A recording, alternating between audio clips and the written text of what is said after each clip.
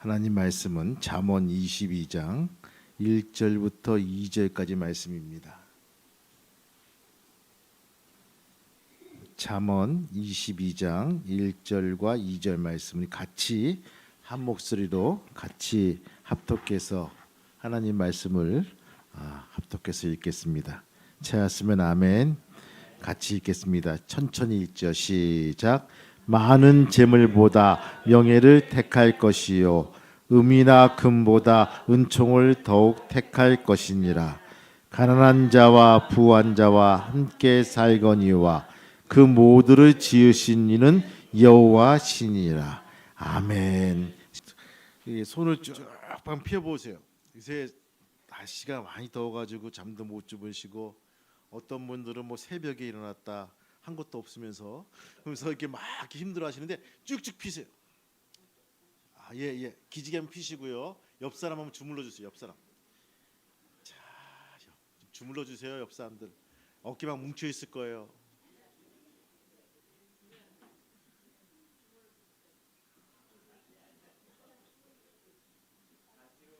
네, 아유, 다 주물렀습니까? 그럼 돈 달라고 하세요. 오늘 저는 이게 밴드 하나 가지고 나왔어요. 이게 탄성이 좋은데 이 탄성이 뭘까? 힘을 더하면 형태가 바꿔지지만 힘을 빼면 다시 돌아가는 것이 탄성이다라고. 이거 가지고 운동을 하죠. 이 라텍스 밴드라고 하고 세라 밴드라고 합니다. 여러분들 어린 시절에 기억나십니까? 우리 팬티 안에다가 고무줄을 넣었어요. 어른들은 아실 거야. 검정 고무줄.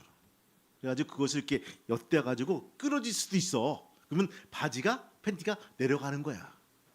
그럼 다시 그걸 가지고 와서 엄마한테 가서 이것 좀 이렇게 어떻게 수리해 주시면 그것다 고무줄을 넣어가지고 다시 또 이렇게 고무줄이 삭더라고요. 오래 입으면 사가요. 여자아이들이요 고무줄 하나 가지고 몇 시간씩 돕니다. 몇 명이서 그렇죠? 막 이렇게 띵뛰기 하면서 고무줄을 합니다. 참 그때는 참 재밌었어요. 이 세라 밴드가 운동하는 소재로 쓰임 받는 소재로 올립니다. 이 고무 밴드는요 탄성력이 좋은 물질입니다.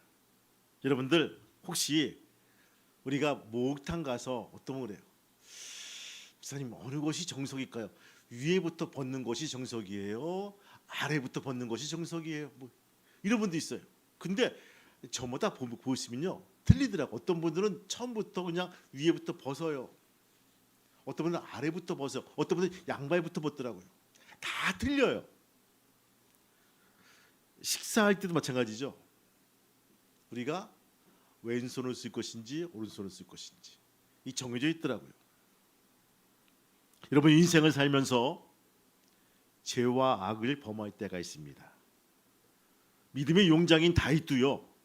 또 믿음의 조상인 아브라함도 죄악을 범할 때가 있습니다.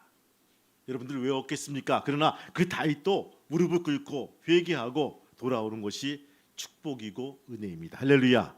이것이 탄성이라는 거예요. 이 탄성의 인계 수치가 넘었으면요. 탄성력을 잃으면요. 이것이 끊어집니다. 문제가 생깁니다.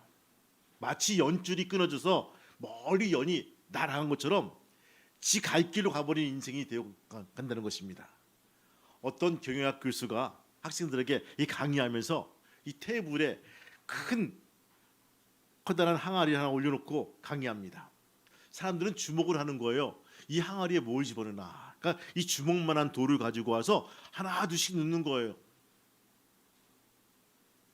항아리 속에 돌들이 가득 차 있습니다. 그리고 묻습니다. 이 항아리가 가득 찼습니까? 학생들은 예! 하고 대답합니다. 그러자 교수님은요. 정말입니까? 묻더니만 테이블 밑에 또 자그마한 자갈을 가지고 와서 한 움큼 골똘히 채우는 거예요. 그 정말 이 자갈이 이 돌들 그 틈바구니에 들어가더라고요. 흔드니까 많이 들어갔어요. 교수님 묻습니다. 이 항아리가 가득 찼습니까? 학생들은 아니요 라고 대답했고 교수님은 맞습니다 하면서 거기에 또 모래를 채우는 거예요. 가득 채우고 나서 묻습니다. 진짜 이 항아리에 가득 찼습니까? 하니까 학생들은 말을 못하고 눈치만 보는 거예요. 그렇죠? 그러다가 교수님은 주전자에다 물을 담아가지고 물을 채우는 거예요. 그 남아있는 공간에다가 물을 채워서 물을 가득 채우니까 이제는 가득 찬. 그런 후에 전체 학생이 물었습니다.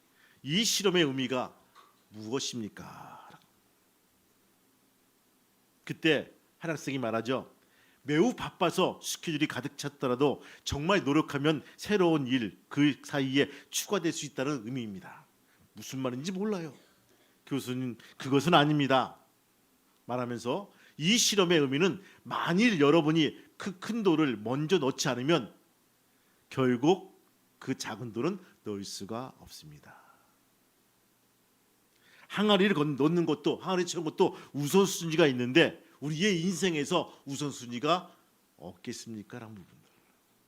여러분들 한번 생각해 보세요. 뒤집어 놓으면요, 먼저 물부터 채우고, 걷다가 모래를 채우고, 걷다가 자갈을 채우고 하면 여러분들 큰 돌이 들어가겠습니까?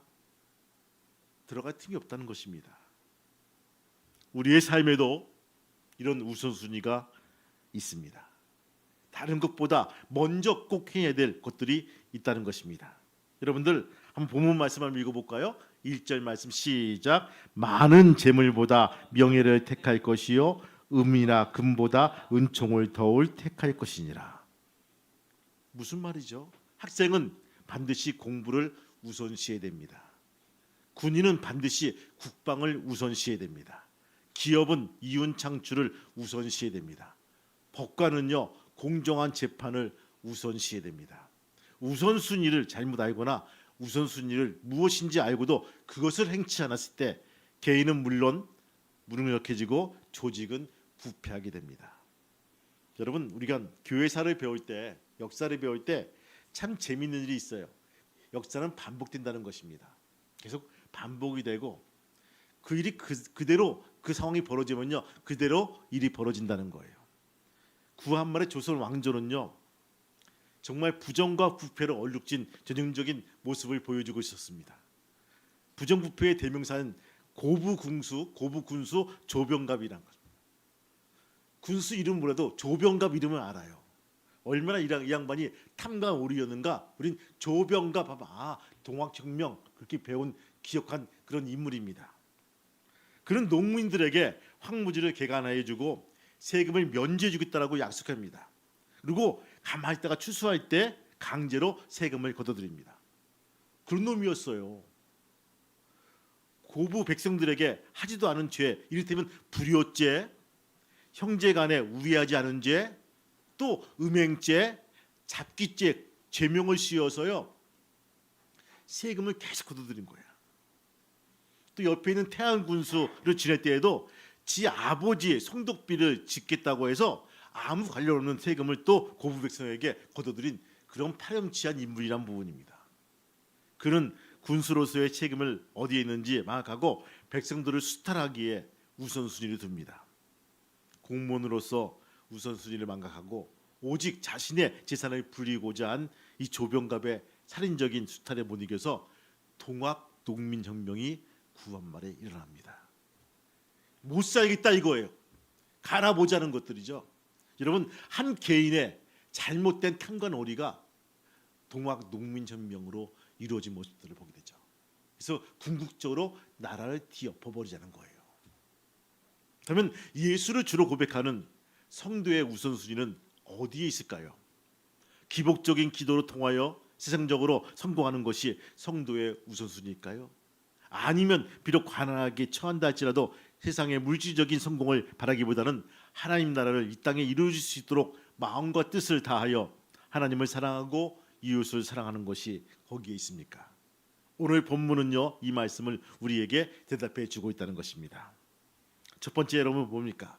우리의 삶의 우선순위는 하나님입니다. 할렐루야. 따라합시다. 나의 우선순위는 하나님이다. 너무 길어요. 하나님이다. 아멘. 이거예요. 여러분 누가복음 12장 보시면요. 한 인물이 나옵니다. 그건 어리석은 부자 이야기예요. 이 사람은요. 재물이 너무 많아서 그 많은 재물을 쌓아둘 곳이 마땅치 않았습니다. 그래서 그 남아도는 재물을 추측하는데 관심을 두었어요.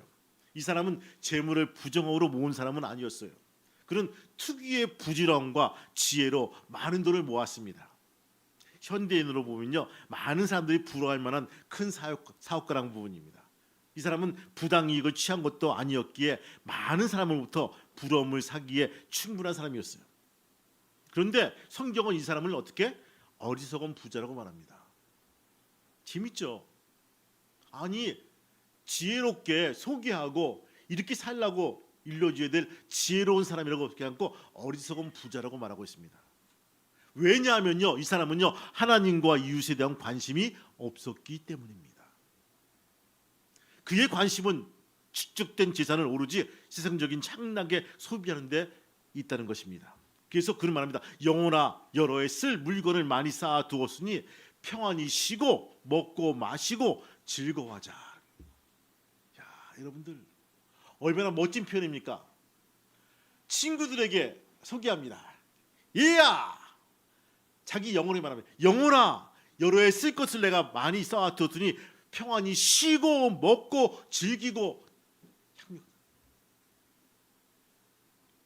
여러분들 근데 하나님의 관심은 이 사람을 어리석은 부자라고 말씀해주고 있어요. 오늘 우리의 관심은 어디에 있습니까? 이 어리석은 부자만큼이나 물질에 관심에 집중되어 있다는 것입니다. 물질적인 부는요 생존만이 아니라 여유와 자비와 힘에 뒤따르기 때문입니다. 모든 사람은 바로 가정과 사회, 국가의 중심사가 물질한 부분입니다. 돈이 있어야 사랑구실을 하지. 돈이 있어야 힘을 발휘하지. 돈이 있어야. 한 푼 두 푼 알뜰히 돈을 모아서 재산을 증식하는 저축은 이제 한물가고 단시간 내에 많은 수익을 올리는 그런 거에 관심을 둡니다. 공부하는 학생들이 그런데 마음을 쏟고 있어요. 한탕주의. 뭐 이렇게 해가지고 코인을 사가지고 누가 몇 배 태웠다. 나도 열심히 해가지고 해야지. 쫄딱 망합니다. 영끌이라죠. 영혼까지 끌어모아서 빚을 내어서 뭘 했는데 막 곤두박질 치면요. 이 삶이 재미가 없어지는 거예요. 아니 열심히 공부하고 대학을 졸업하고 취업을 준비해야 될 우리 대학생들이나 이 대학원생들이 그런데 관심이 있다는 거예요. 복권에 관심이 많습니다. 인생 역전을 한 방에 꿈꾸려고 합니다. 여러분 쉽게 모은 재산은요 오래가는 법이 없습니다. 영국 일간지 이 타임스에 그여 미국의 한 조사 결과 보면요 로또 당첨으로 벼락부재된 사람들의 3분의 1은 당첨된 지 몇 개월 만에 파산에 이른다는 거예요. 그런 분석이 나왔더라고요. 왜 그럴까요? 너무 쉽게 번 돈은 너무 쉽게 허비할 수밖에 없다는 것들이죠. 성경은요 하나님에 대하여 무관심한 이 어리석은 부자를 실패자로 낙인을 찍고 있습니다. 하나님께서는요 하찮은 새들도 먹이시고 들의 꽃도 입히시는데 하물며 그것들보다 귀한 하나님의 백성들에게 필요한 것을 주시지 않겠느냐고 우리에게 일러주고 있어요. 우리가 구해야 할 것은 물질이 아닙니다. 따라합시다. 하나님이다. 하나님이다. 이거예요. 우리가 구해야 될 것은요 물질이 아니라 하나님입니다. 하나님을 사랑하고 그의 말씀을 듣는 것입니다. 예수님께서 40일을 금식하신 후에 마귀에게 시험을 받습니다. 아니 왜 40일 금식했으면 그렇죠? 영안이 열리고 말이 들리고 뭐 형통하고 그런 형통한 삶을 살아야지 갑자기 마귀가 다가와서 마귀에게 시험을 받습니다. 이때 사단아 물러가라 기록되었을 때 주 너희 하나님께 경배하고 다만 그를 섬기라 하였느니라 일러주고 있어요. 우리는 세상에서 그 무엇보다도 하나님을 섬겨야 됩니다. 하나님을 섬기는 것이 그 무엇보다 우선해야 됩니다. 여러분 특별히 제일 먼저 우리 삶 속에서 하나님을 기억하고 하나님을 섬길 수 있는 저와 여러분 되시기를 주님의 이름으로 축복합니다. 두 번째 뭡니까? 하나님은요, 재물보다 명예를 택하라고 일러주고 있습니다. 1절 다시 한번 읽어볼까요? 1절 말씀 시작. 많은 재물보다 명예를 택할 것이요. 아멘. 밑줄을 그으세요. 그리고 은보다 금보다 은총을 택할 것이니라. 무슨 말씀일까요? 말씀이 잘못된 거 아니에요? 뭐 재물보다 아니 하나님, 재물보다 무슨 신앙 이렇게 나와야 되는데 이거 명예가 뭡니까? 세상에 많은 사람들이 부를 추구하고 있지만 이보다 더 추구해야 될 것이 명예라는 것입니다. 여러분 고대 사회에서는요, 이름을 남긴다는 것은 생명을 얻는 것보다 거의 같은 뜻을 가지고 살아갔습니다. 그래서 그들의 명예를 중요시 여깁니다. 그들은 부는 가시적인 소유를 추구하지만 명예는 가치와 정신을 소유한다라고 일러주고 있어요. 그러기에 명예를 짓밟는 것은요, 생명을 앗아가는 것과 똑같이 취급했다는 부분입니다. 여러분들 가끔씩 보면 우리 고전 그죠? 그런 소설 같은 거나 책 읽다 보면 지네 집안을 그죠? 모욕했다고 막 칼을 뽑아가지고 서로 목숨을 해야 하는 모습들을 보게 되죠. 명예스러운 가정들, 명예스러운 집안들은요, 그것을 생명처럼 여기는 모습들을 보게 되죠.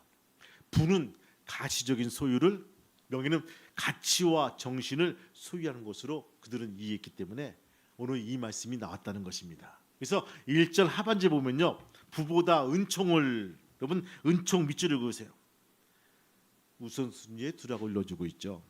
여기 사용되는 은총은요, 히브리어로 한이라 합니다. 한으로 번역하는데 이 단어는 인정하다 혹은 사랑하다는 뜻입니다. 그러므로 물질적인 소유보다는 하나님으로부터 인정받고 사랑받는 것을 더 귀중히 알아야 된다는 뜻입니다. 여기서는 꼭 하나님만 인정하는 것을 말한 것이 아니라 사람의 인정과 사랑을 받는 것도 포함되어 있다는 것입니다. 여러분들, 우리 예수님께서 자라나시면서 하나님과 사람들 앞에서 사랑을 받아 가시라. 성장한다. 하나님과 사람들 앞에서 인정받는 거예요. 우리가 여러분들 꼭 기억해야 될 것이 사람들 앞에서만 이것이 문제가 된다는 것입니다. 사람과 하나님 앞에서, 하나님과 사람들 앞에서 꼭 인정받고 사랑받는 귀한 가정이 되시기를 주님의 이름으로 축복합니다. 이것은요, 인간관계를 잘하는 것이 중요한 것이란 부분입니다. 따라서 하나님 관계와 인간관계를 도외시한 물질 추구만이 인생은 세상에서 추한 삶일 것입니다. 이 시점에서 우리는 성경적인 경제관을 회복돼야 될 것입니다. 성경에서 말하는 경제관은 재물이 행복의 전부가 아니라는 점을 일러주고 있습니다.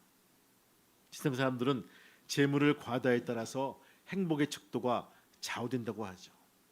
목사님, 돈이 많으면 행복할 것 같아요. 정말 한 번도 안 가진 돈, 저한테 한 100억, 200억, 300억 있으면요, 진짜 행복할 것 같아요. 그렇죠, 여러분들. 한번 꿈꿔보세요. 나한테 한 300억이 주어진다면 난 그걸 뭐 할 것인가? 300억이 주어지면 뭐 할 것인가? 아마 교회 지을 것 같아요.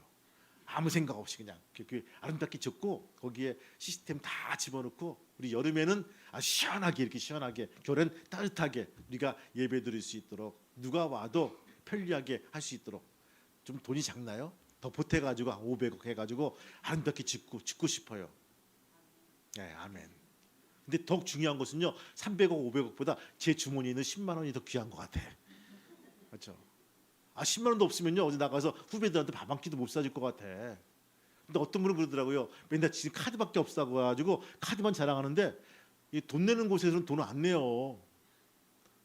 그래서 카드만 있다고 자랑. 카드도 안 가져왔다고 그러더라고. 수배가 내는 경우도 있어요. 여러분들 상상을 해보세요. 내가 10만 원, 100억, 200억, 300억 있다고 해서 나는 뭘 할 수 있겠는가? 하루에 여러분들 얼마나 드실 수 있어요? 맛있는 음식을? 아니 좋아하는 거, 그렇죠? 한 100만 원씩 드실 수 있나요?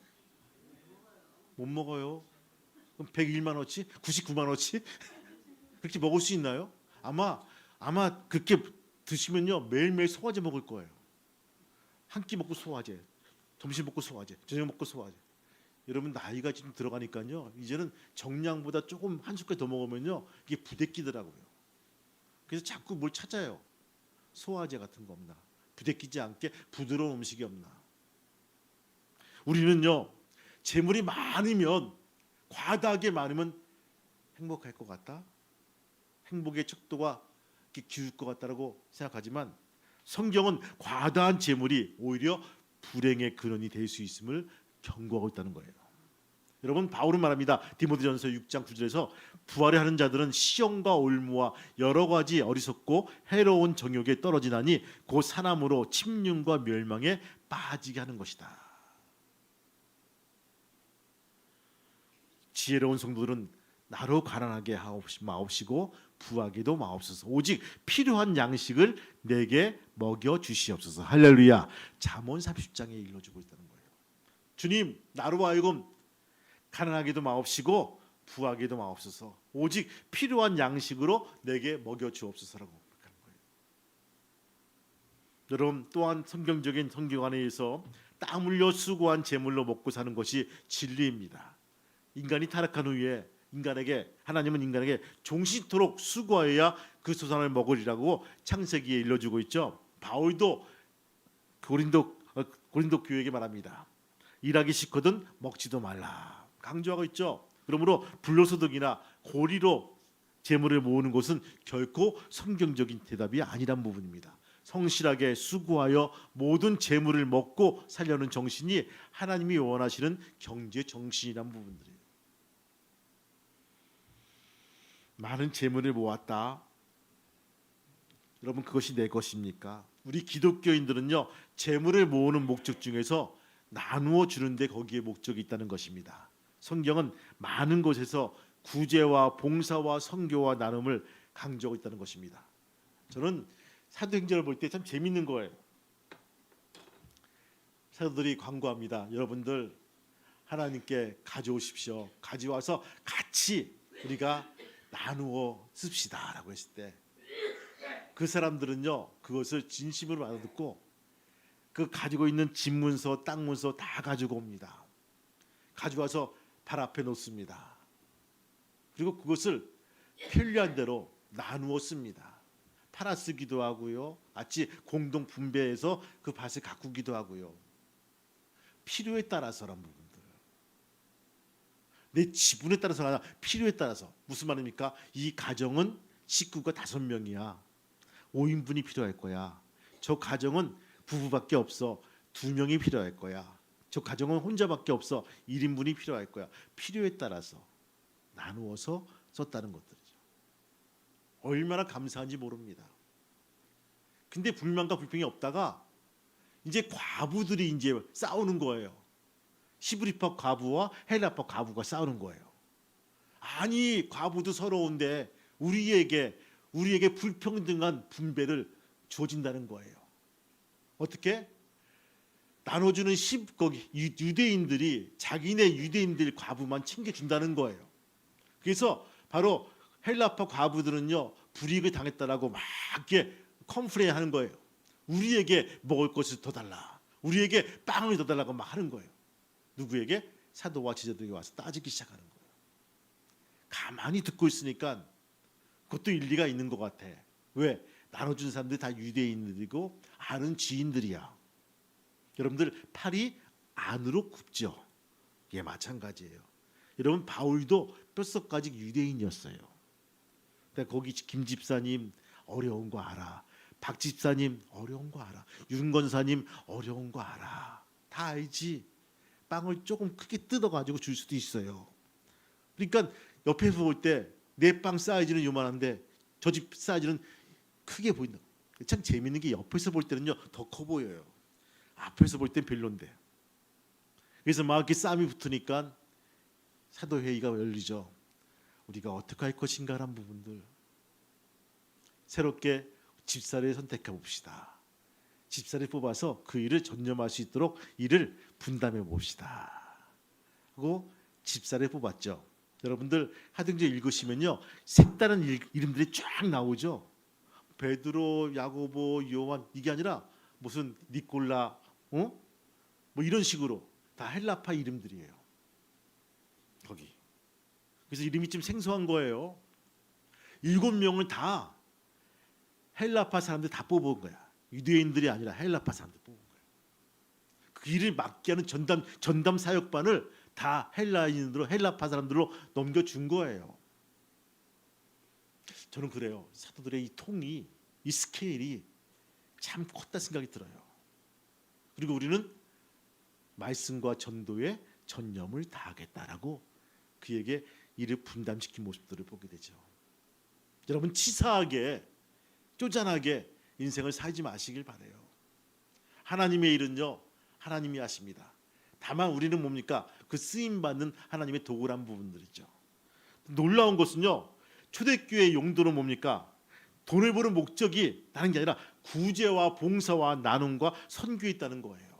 내가 많이 벌어서 많이 가지고 많이 누리는 게 아니라 내가 많이 버는 것은 나눠주기 위한 하나의 방법이다. 할렐루야, 이거라고. 그래서 여러분들, 높은 산이 낮아지고 낮은 골이 메꿔지는 것이 초대교회의 모습이었어요. 그래서 많이 번 사람이 많이 내서, 그렇죠? 이렇게 평평하게 만들어 온 거예요.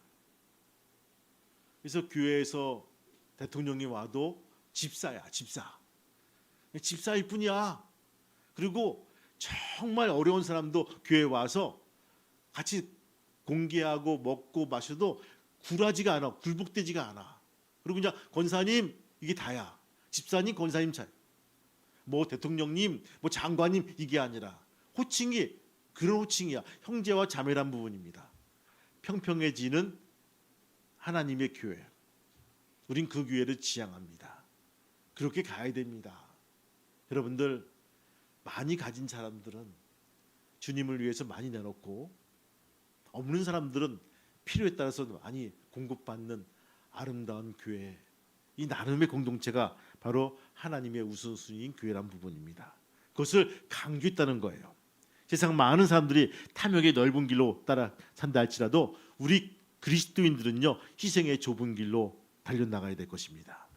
모은 재산을 나눔을 통해서 나눠질 때 밝고 건전한 사회가 이루어질 줄로 믿습니다. 그러나 당장 내 손에 돈이 없다고 여러분 비참해지십니까? 돈이 있어야 땅도 사고, 돈이 있어야 집도 사고, 돈이 있어야 아이들 교육비도 내야 되고, 돈이 있어야 사업도 하는데 자금이 필요하죠. 우리 손에 조금이라도 돈이 있어야 내 삶의 기본적인 생활이라도 할 거 아닙니까? 라고. 그러나 명예를 보십시오. 눈에 보이지 않고 손에 잡히지 않습니다. 명예는요, 있다고 해서 땅이 생기는 것도 아니고 집이 생기는 것도 아니고 자녀 교육비나 먹고 살 돈이 생기는 것도 아닙니다. 그러므로 사람들이 눈앞의 이익을 쉽게 넘어가고 물질의 유혹에 넘어갑니다. 돈을 잃으면 많이 잃은 것처럼 보입니다. 재산, 재물 소유에 집착을 합니다. 그러나 우리는요, 하나님의 인정을 받고 사람들의 인정을 받는 것이 더 중요시 여기고 그것을 선택해야 됩니다. 이 땅에서 하나님이 인정을 받을 때 하나님께서 축복하시고 주변 사람들이 인정받는 귀한 성도가 되시기를 주님의 이름으로 축원합니다. 돈은 있다가도 없고 없다가도 또 있는 것이 돈이에요. 물질이에요. 근데 명예는요, 한번 잃으면요, 회복하기가 쉽지가 않다는 것입니다. 여러분, 국회의원들이 그렇게 금박지를 자랑하고 국회 본의장에서 큰 소리 쳐도 그래도 인사청문회 안 나오려는 이유가 뭔지 아십니까? 인사청문회 하면 거기에 원서를 집어넣고 그 자리에 앉으면요, 세탁기처럼 탈탈 털어가지고 그 사람의 어릴 때부터 시작해가지고 그것을 다 밝혀낸다는 거예요. 어떤 이유든지 어떤 관점이든지 그것을 꼬집어내서 그 사람 험담을 만든다는 거예요. 그래서 인사청문회를요, 그렇게 싫어하더라고요. 그 높은 국회의원들도. 왜 이 말씀을 드립니까? 우리의 명예는요, 우리가 정말 쌓기 힘들게 올라갑니다. 근데 한번 떨어지면요, 그것이 회복하기가 쉽지가 않다는 부분입니다. 여러분, 재물보다 명예를 선택하라는 이 말씀에 아멘할 수 있는 귀한 저와 여러분 되시기를 주님의 이름으로 축복합니다. 세 번째 뭡니까? 하나님은요 우리의 이웃을 사랑하라고 말씀. 따라합시다. 이웃을 사랑하자. 옆 사람 다시 한번 인사하겠습니다. 이웃을 사랑하시길 바랍니다. 세상에서 그 누구도 부하게 살고 싶지 않은 사람이 없습니다. 그래도 세상에서 부한 사람도 가난한 사람도 있습니다. 여유 있는 사람도 있고 부족하게 쩔쩔매는 사람도 있죠. 그러나 하나님은 모든 사람을 지으셨기 때문에 부한 사람도 가난한 사람도 사는 것을 아십니다. 이런 현실 속에서 우리가 어떻게 살아야 될까요?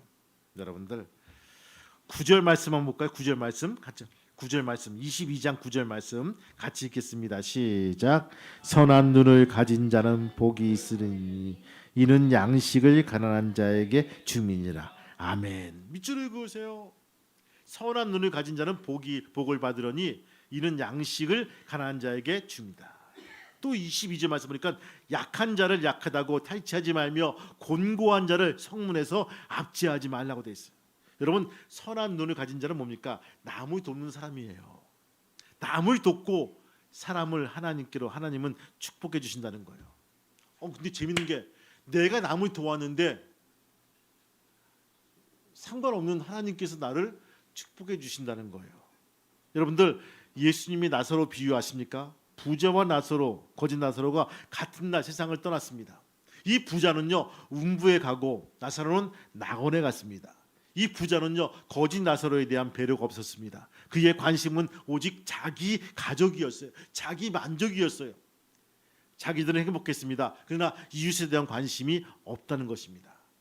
창세기 4장 말씀 보니까요 가인과 아벨 이야기 여러분들 아십니까? 하나님은 가인의 제사를 받지 않으시고 아벨 제사를 받으셨습니다. 아벨 제사는요 하나님께 신령과 진정으로 드리는 제사였고 가인의 제사는요 불성실한 제사였던 거예요. 혹자는 말합니다. 하나님은 직성이 동물을 좋아하셔. 고기를 좋아하시니까 그렇지. 나는 풀 안 좋아해. 뭐 그래가지고 말도 안 되는 얘기 가지고 있지만 그것이 아니란 부분입니다. 신령과 진정으로 준비한 제사. 여러분들 첫 새끼를 여러분들 구분하기 위해서는요. 이 아벨이 얼마큼 양들을 돌보고 얼마큼 관심을 가지고 하나님을 생각하고 지켜봐야지만 첫 새끼를 구분할 수 있겠습니까? 대부분 이 양들이요 밤에 새끼를 낳거든요. 그러면 관심 있게 봐야 되거든요. 가서 지켜봐야 되고 이놈이 먼저인지 저놈이 먼저인지 지켜봐야지만 첫 새끼를 구분해서 하나님께 드릴 수가 있거든요. 그런 정성과 신령이 있어야지만 하나님께 드려진 제사가 그죠? 흥분이 되고 설렘이 되지 않겠습니까? 근데 가인은 그게 아니에요. 대충 잘라가지고 모아서 그냥 뭐 그냥 하나님께 드리면 그만이지 뭐 좀 더 드릴까? 이런 식으로 불성실한 제사를 드렸다는 것입니다. 가인의 마음속에 불신앙이 자리 잡고 있었습니다. 그래서 자신의 제사가 연락되지 않자 분노를 합니다. 그리고 동생 아벨을 쳐 죽입니다. 그때 하나님께서 가인에게 묻습니다. 내 아우 아벨이 어디 있느냐라고 물으십니다. 여러분 알고 물어보시는 거예요. 이때 아마 가인이 손 바짝 들고 주님 제가 잘못했습니다. 제가 쳐 죽였습니다. 제가 회개합니다. 이렇게 나왔다면요 이 성경책은 또 바뀌었을 것, 또 짧아졌을 것 같아요. 그런데 그게 아니죠. 가인은 말하죠. 내가 알지 못하나이다. 내가 아우를 지키는 자니까라고 항의합니다. 실상 가인은요 아벨을 죽이면서도 내가 내 아우를 지키는 자니까라고 항변하는 겁니다. 오늘 우리 성도들이 우리의 이웃을 돌봐야 하는데 돌보지 못할 때가 있죠. 우리의 주변에 복음이 닿지 않은 곳 우리는 외면합니다. 아직도 우리 주변에는 우리나라에는요 4분의 3이 아직도 불신자가 남아있다는 것입니다. 얼마나 감사합니까? 여러분들 우리의 할 일이란 부분입니다. 할 몫이라는 거예요. 우리 직장에서 우리의 일터에서 아직도 예수를 안 믿는 사람들이 모르는 사람들이 득시 있다는 거예요. 여러분 주님을 증거하시기 바라요. 주님을 보여주시기 바라요. 여러분 삶 속에서 주님을 증거하시고 주님을 보여주시기 바라요. 허드슨 테일러가 선교사가 어느 날 가난한 집을 신방하게 되었습니다. 그때 그에게는요 주머니에 2실링 6펜스가 있었어요. 은하 한 입이 있는 거야. 현 가치로 한 500달러가 들어있는 거예요. 그가 집에서 가난한 아이를 안고 어머님 엉져 있는 그 가난한 집에 보면서 그런 속으로 생각합니다. 내가 가진 돈이 아마 3실링 6펜스라면 이 가난한 여인에게 한 1실링을 기쁘게 줄 텐데라고 생각합니다. 그리고 아기 엄마에게 말합니다.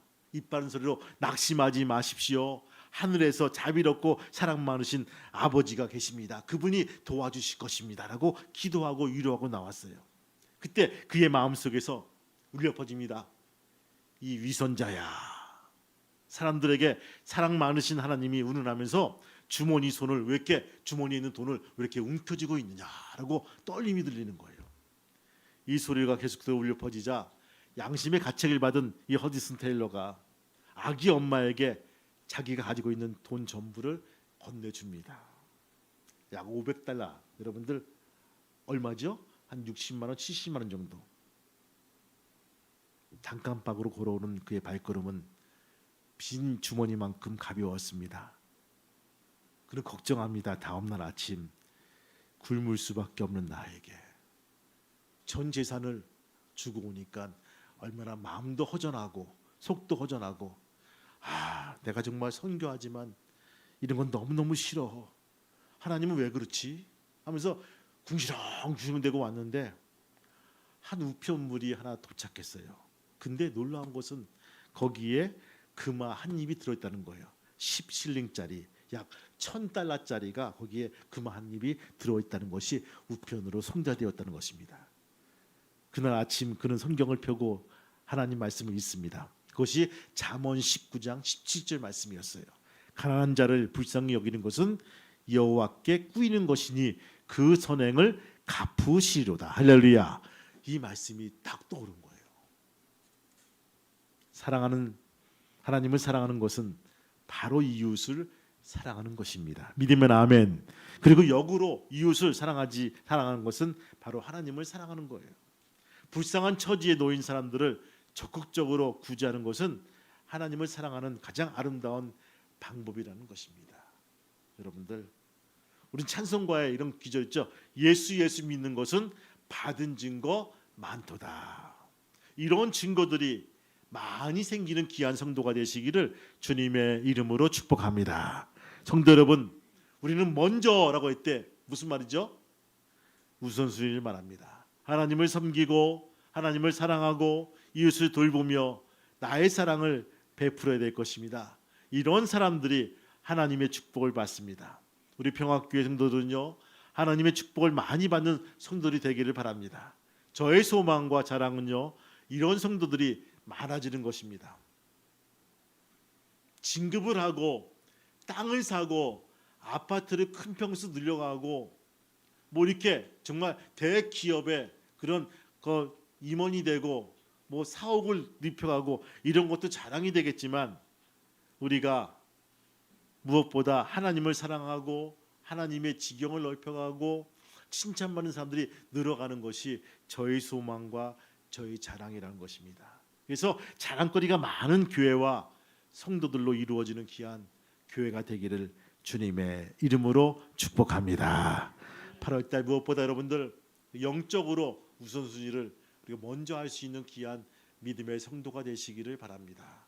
우리가 17일, 18일 날 전교인 수련회가 있어요. 우리가 이제 잔치를 준비하고 기도 중에 있습니다. 목사님 스케줄이 안 돼서 여러분들 맞춰 보세요. 맞춥시다. 같이 갑시다. 너무 멀어서 여러분들 해외에도 가지 않습니까? 근데 우리 해외 아니잖아요. 주문진인데 좀 막히면 2시간 반, 안 막히면 2시간이면 갈 수 있는 거리입니다. 같이 가서 우리가 은혜 받고 다시 한번 결단하고 우리가 잃어버렸던 우리 은혜 주님을 꼭 만나고 회복해 나갈 수 있는 귀한 믿음의 성도가 되시기를 주님의 이름으로 축복합니다. 저는 너무나 나태하는 모습들을 보게 됩니다. 나의 잘못된 것을 타오르게 도와주시고 고쳐나갈 수 있도록 인도하여 주옵소서.